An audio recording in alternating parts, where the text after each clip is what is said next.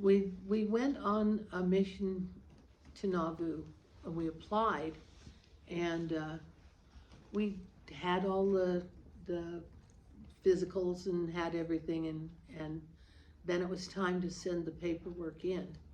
And I read over it and I thought, this doesn't tell about us. This just tells names and stuff. So I wrote a letter to whom it may concern and said, we have 9 children and they're all beautiful and good and wonderful. And then my husband was born back in Illinois, Davenport, Iowa, actually, and raised there. And his family was one of the few LDS families in the area. In fact, his dad petitioned the church and said, there's 3 elders out here. Can we please have a branch of the church? And so he went to Carthage jail for Sunday school when he was a little boy. And he says that was kind of scary. And then Total of 10 people. Yeah, 10 people if everybody came. And in the wintertime, that was spotty at best. But anyway, and so I just put that information in there.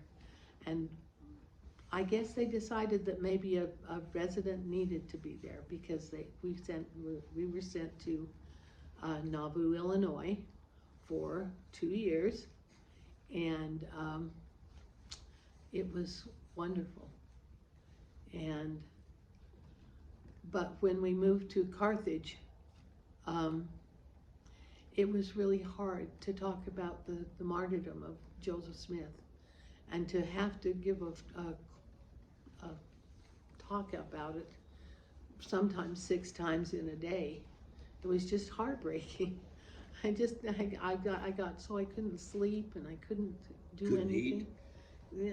Yeah, hard as it may be to believe, so look at me, but I had a hard time eating. Everything was just going wrong. And Chet says, you've got to make a change. Well, I did. I took the story of Joseph Smith and what happened in that room, and then at the end of the prescribed script, I said, Joseph wasn't killed. The body was, but the spirit and the truth that he had brought, it lives on today. And so you can wonder, was it worth it? And you have to come to the conclusion that yes, it was. And we had people come up and say, we've seen this one, we've been here before, but the way you ended it was better, because it didn't leave on a sour, unhappy note. It was how thankful I am that Heavenly Father allowed that young man to do all that he had to do, just like Christ, kind of. He had to accomplish so much. And yet, look what we've got. There are now millions of members, and we have people coming through here all the time. And it is so beautiful to hear their testimonies and proof positive that Joseph Smith was kind of like Christ, in that he did what had to be done, what he had been supposed to do, and he did it willingly and left a huge and beautiful legacy that we've been able to tell people about for over a year now, almost a year and a half, and it is so amazing. And nothing like cleaning the Carthage jail when you're up there in the martyrdom room all by yourself, and you realize that you are kin, that all of us as people in the church, we're brothers and sisters.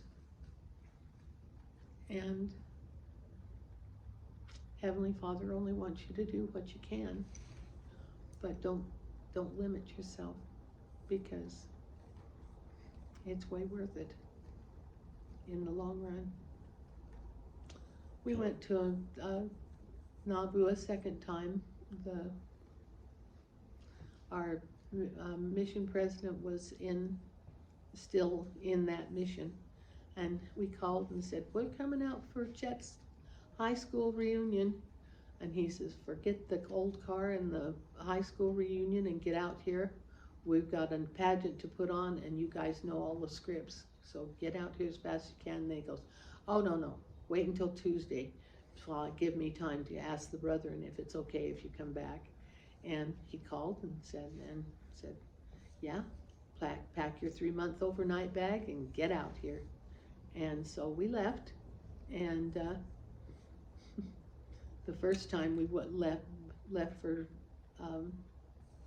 Nauvoo, Brooke was about 3, and she stood in the driveway and she goes, goodbye, Grandma and Grandpa, don't be long. Oh my gosh, I'm leaving all my kids, all my babies. But I said the same thing will happen when you go to leave Nauvoo. That's exactly what happened when we went to leave Nauvoo. Yeah, I bawled leaving here and I bawled leaving there. And we've stayed friends with those sweet people for 20 plus years now, and they're all dying off. Yes, sir. Tell about the lady that come up and shook your hand. Oh yeah, one time I was giving a tour in the schoolhouse, and it's really a fun tour, but I had a whole packed room, and this lady came in, and she looked like she had walked 1,000 miles. She just looked painfully upset, and I said, I don't have room for you in this thing, but if you don't mind, if you want to sit down in the missionary corner, you can still hear everything, and you can relax and everything. And everybody left after the presentation, and she came out from around and she says, I'm not LDS, but my neighbor said, if you really want to know, go to Nauvoo. And she says, thank you. Now that was enough. The lady that shook your hand in the martyrdom room told how her Oh yeah, go on the tour. Mother in the martyrdom room, she says, my daughter won't come in because it makes her so upset.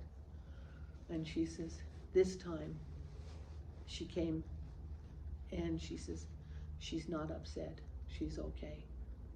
So that made me feel good to think I'd done something right. Just by accident, But anyway, and then we went to another mission to Heber Valley Camp and did girls camp girls. And the thing is Chet memorized the Christus speech, and he would tell that, and then we would tell him about the missionaries, grandkids that came and got to serve the sacrament.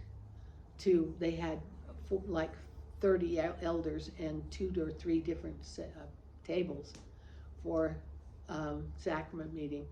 And that's how many people, 1,500 people sometimes, came to Nauvoo at the time.